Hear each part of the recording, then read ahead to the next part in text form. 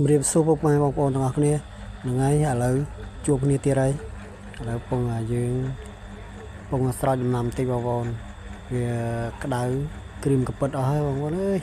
នេះឥឡូវពងធ្វើជាមេគ្រួសារ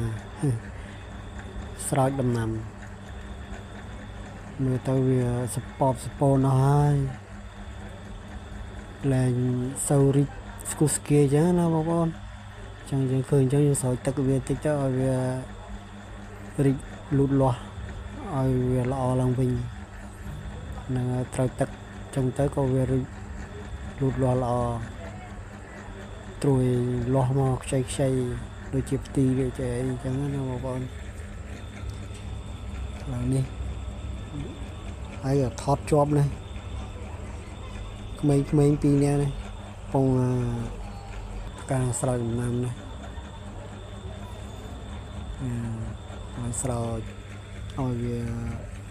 នេះតិចណាបងប្អូនចឹងបងប្អូនឃើញវីដេអូខ្ញុំ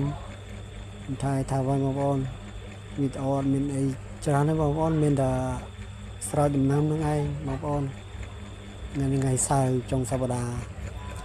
ចឹងយើងចេញធ្វើការមកយើងក៏ឆ្លៀត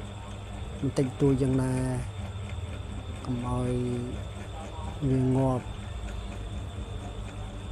មើលទៅឡើងស្ពូនហើយឃើញបងប្អូនក្មេងពីរនាក់វាមកចិត្តអ៊ំវាហ្នឹង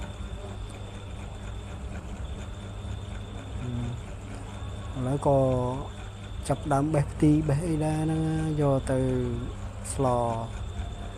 ទីគៀនផ្ទះអត់សូវមានទឹកទេបងប្អូនឃើញ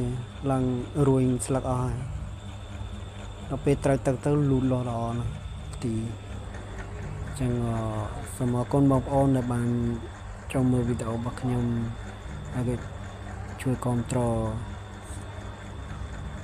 វីដេអូ original ថតផ្ទាល់ហើយយើងក៏បេះផ្ទីហើយក៏ចាប់ដើមស្លស្ងោរផ្ទីជាមួយសាច់ជ្រូកបងប្អូនហ្នឹងឥឡូវទឹកពុះហើយបងប្អូនអើយ